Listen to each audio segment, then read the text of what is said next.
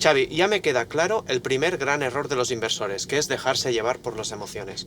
Pero, ¿cuál sería, en tu opinión, el segundo gran error? La ignorancia programada.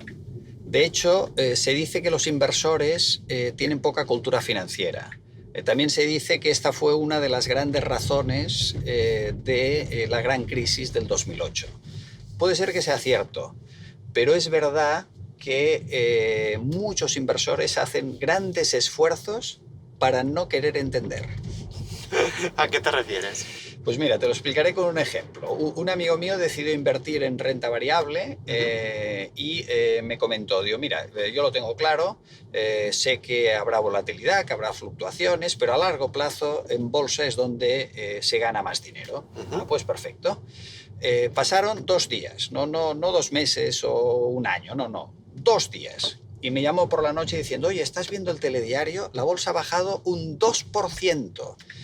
¿Qué hacemos? ¿Vendemos? ¿Vendemos? Claro, hay inversores que tienen como una ignorancia repentina, programada para situaciones de pérdidas. Entiendo. ¿Has visto la película Wall Street, Josep? Sí, la he visto. Pues hay un momento en que Michael Douglas le dice a Charlie Sheen, un tonto y su dinero, tarde o temprano se separan.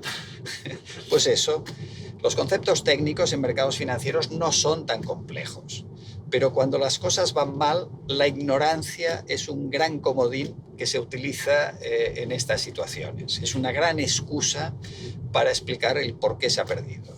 Gracias, Xavier. Sin duda, otra nueva lección de economía conductual.